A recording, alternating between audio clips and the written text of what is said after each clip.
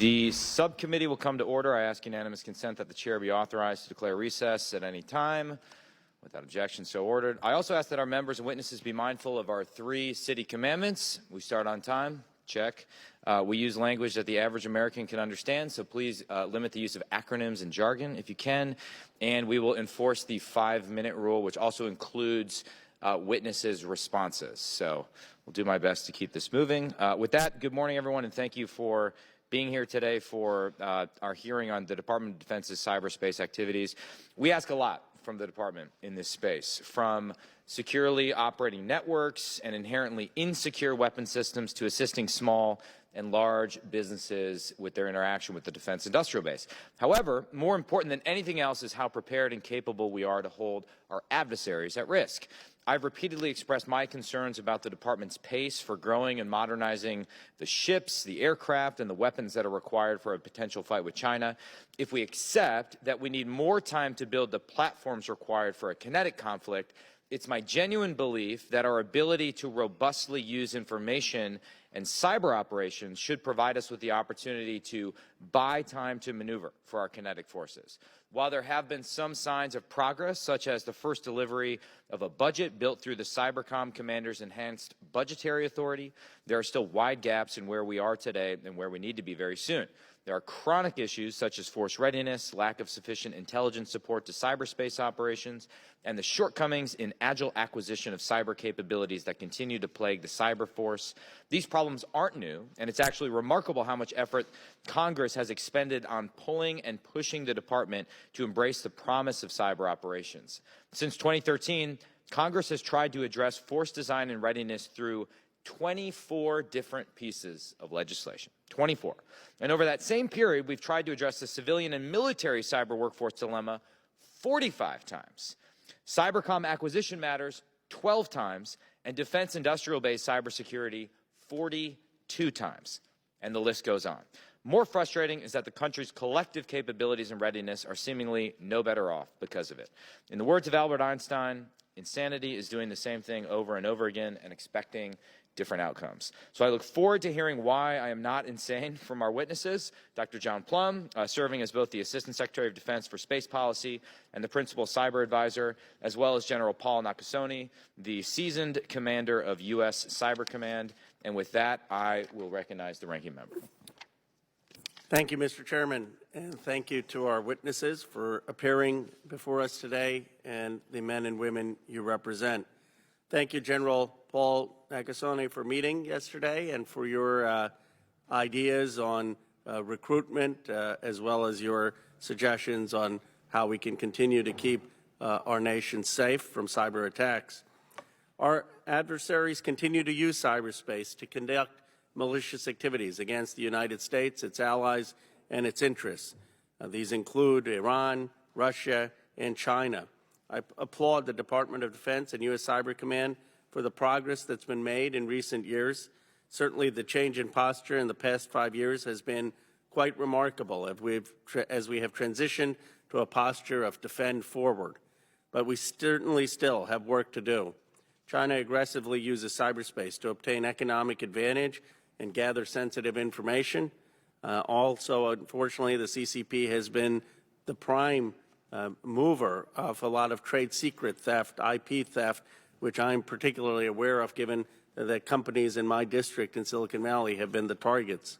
Russia continues to engage in malicious activities to achieve its ends, and the governments of Iran and North Korea, as well as malicious and profit-motivated actors, continue to act to further their own interests. Our cyber forces are engaged every day in the whole-of-government effort to defend the country, and given our decentralization and our focus on privacy, this task is harder for us than for many other nations.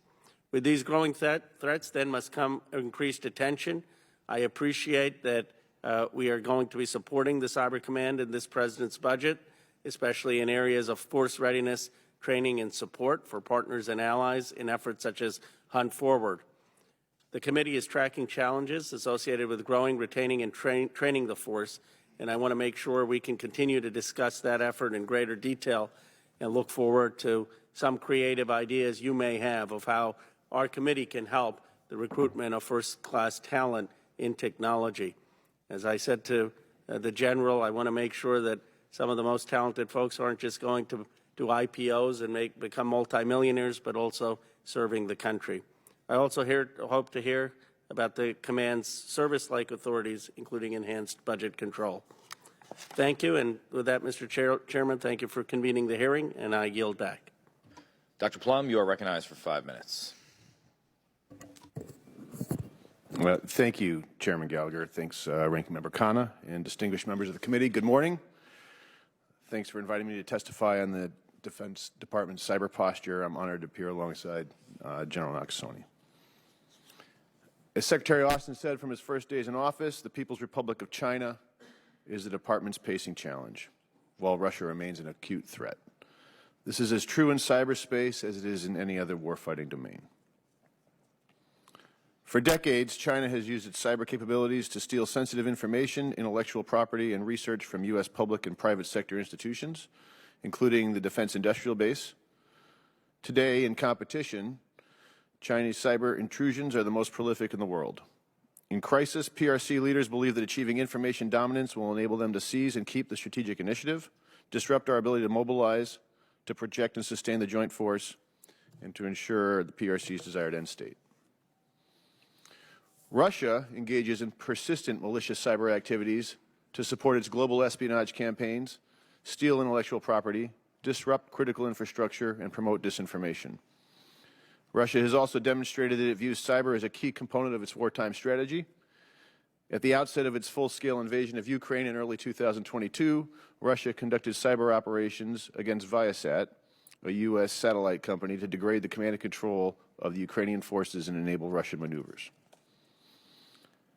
Other persistent threats arise from North Korea, from Iran, and from transnational criminal organizations. Together, our adversaries use cyberspace to conduct operations against the Department of Defense Information Network, the DoDIN, and the U.S. homeland. They do this to weaken our allies and partners and to undermine U.S. interests. Since 2018, the Department has recognized that it is not enough to maintain a defensive posture while preparing for conflict. We also must defend forward to meet our adversaries and disrupt their efforts in competition. That is the day-to-day struggle. Today, the Department campaigns in and through cyberspace to sow doubt among our competitors. We conduct intelligence-driven hunt-forward operations to generate insights into our competitors' tactics while defending U.S. allies and partner computer networks. And we disrupt malicious cyber actors through offensive operations. The Department is also prioritizing capacity-building efforts for our allies and partners who serve as a strategic advantage and a force multiplier that our adversaries can never hope to match. The President's fiscal year 2024 budget request prioritizes investments in all aspects of cyberspace: our people, our organization, our operations, our intelligence, and our capabilities. The request includes $13.5 billion for cyberspace activities, which is an increase of $1.8 billion from the enacted level in FY23. These investments will enhance the Department's cybersecurity. They'll increase capacity for cyberspace operations. They will advance research and development activities for new cyber capabilities. The budget requests $7.4 billion for cyberspace operations, including nearly $3 billion for U.S. Cyber Command. These resources will go directly to supporting our cyber mission forces, protecting the homeland, and addressing the threats posed by our adversaries in cyberspace. And I'll just say, Chairman Gallagher, I do think we are better off, and we are getting better every day. And I think the help from the Congress and these continued investments, we're more prepared, we're more effective, and we're integrating cyber more and more into our operations. Operating in cyberspace today is an essential part of the Department's ability to deter aggression and ensure our nation's security. Our adversaries continue to extend and evolve their cyber capabilities. They're exercising them in both competition and conflict to degrade our advantages and increase their own. The Department is committed to strengthening both our defensive and offensive cyber capabilities and to maturing our cyber forces in partnership with this committee. So thank you for your tireless support of the Department, and I look forward to your questions. Thank you. General Nakasone is recognized for 5 minutes. Chairman Gallagher, Ranking Member Khanna, and distinguished members of the committee, I'm honored to testify beside Assistant Secretary Dr. John Plum. Joining me today is Command Sergeant Major Cheryl Lyon, the U.S. Cyber Command and NSA Senior Enlisted Leader. We're honored to represent the military and civilian members of U.S. Cyber Command.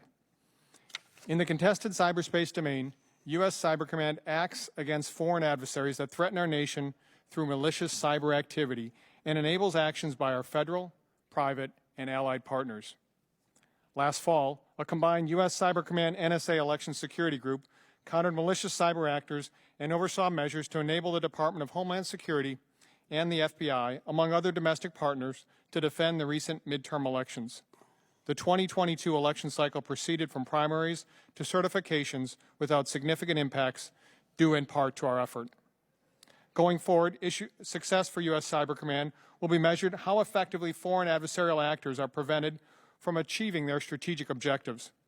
Last year saw significant maturation for U.S. Cyber Command, but our work is not done. In 2023, we must continue to focus on our people, our partners, and our ability to deliver decisive advantage.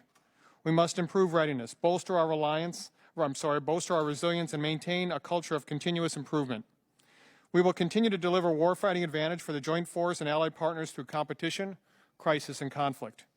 We are doing so by executing our unique authorities to build and sustain campaigns in and through cyberspace and the information environment. Through these efforts, we seek to counter adversaries and competition, to deter conflict, and to prevail against aggression. Aligning efforts of both U.S. Cyber Command and NSA is essential to achieving these goals and is in the best interest of the nation and national security. It all starts with people. The men and women of U.S. Cyber Command working with NSA and partners here and abroad, we win with people. The men and women of United States Cyber Command are grateful for the support of this committee and Congress has given to our command. I look forward to answering your questions. That was a very efficient opening statement. We will now move into the Q&A portion of the hearing. Dr. Plum, last year's NDAA authorized a new Assistant Secretary of Defense for cyberspace policy. I'm confident that the Senate is ready to rapidly confirm a nominee, have many conversations to that effect. Can you explain why we're not seeing one? Yes, sir. So the department has taken the language from the 23 NDAA, and we are trying to make sure that we create ASD Cyber in a deliberate manner that has the most positive effect. So what we are doing is following the template that was used to create my current position, ASD for Space, which is putting a FFRDC on contract to examine what's the proper structure, are there different pieces required, what things should be in this cyber ASD ship and not. We're looking at components of electronic warfare, components of information warfare, what should belong.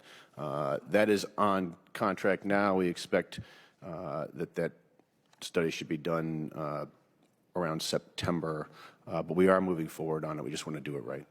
So the earliest time in which we'd see a nominee would be after the report in September? To be totally fair, that is above my pay grade, but that's what I would anticipate. Yes, sir. Okay. That's disappointing. We sat down a few weeks ago, and you talked about just the number of reports that are foisted on you by Congress. On one level, I agree. I think we insert far too many reporting requirements into the NDAA, and it just sort of grows and grows without sort of cleaning out the number of reports that don't actually get read. On the other hand, we do it to draw attention to significant issues that we think are important without actually having to micromanage the department with statutory language.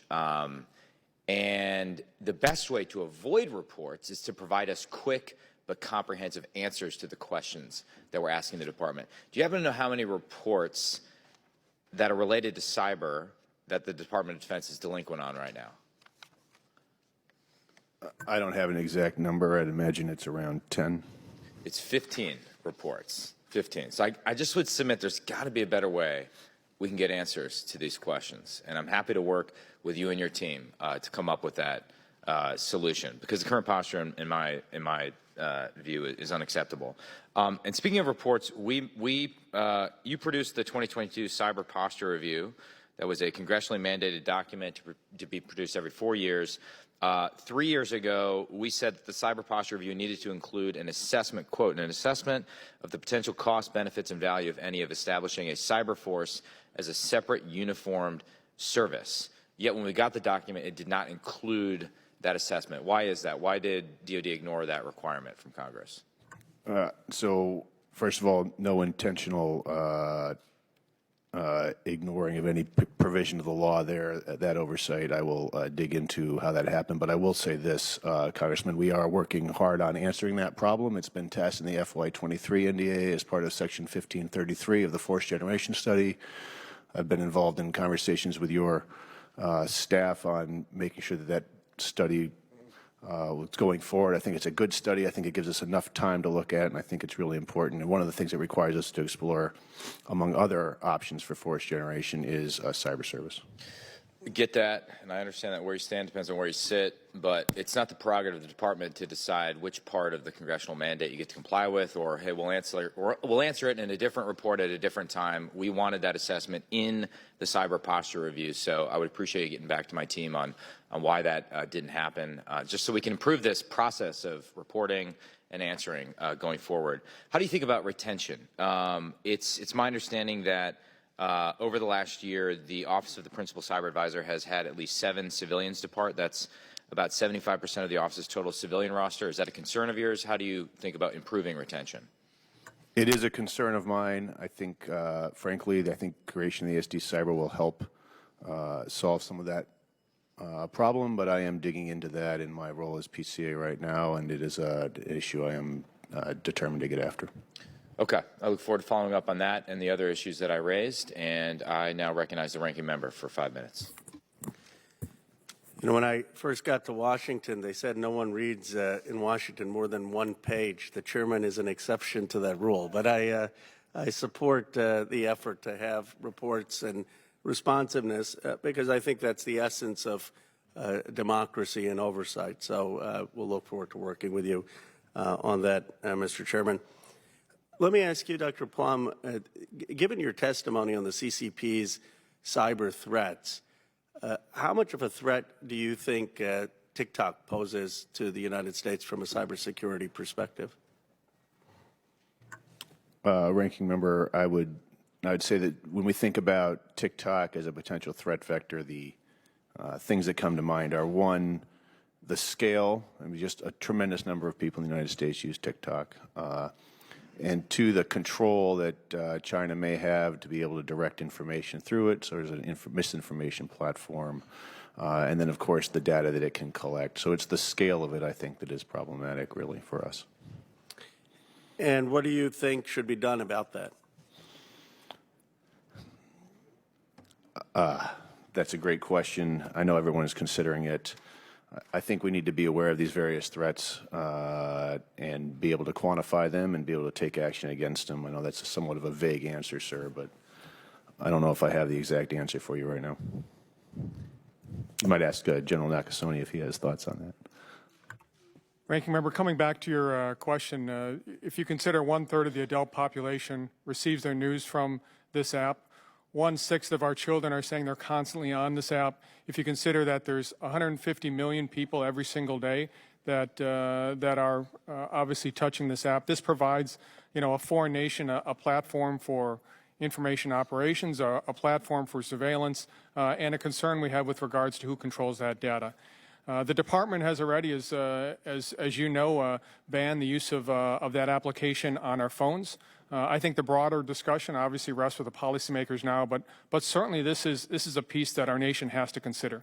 There's going to be other applications like this, and we're going to have some type of policy that protects both our ability to obviously to see materials, but also protects us from an adversary's ability to conduct surveillance and information operations against us. It'd be fair to say you view that TikTok as a different order of threat than an American company on social media. I do. I mean, if you consider the fact that the difference between an American company and our government, there's a clear separation in terms of what goes on there. If you take a look at an application like this, that a nation has already said that they're going to be able to touch the data at any time they want to touch this data. This concerns me. I'm certainly concerns most people as they look at this.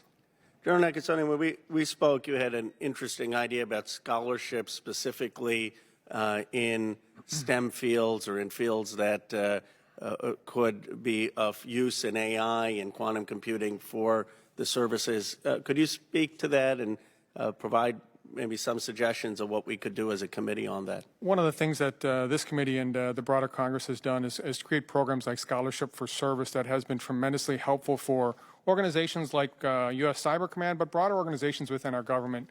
Artificial intelligence, machine learning, as many members have looked at and talked about, is the future for our nation. It's the future for our economy. It's the future for our national defense.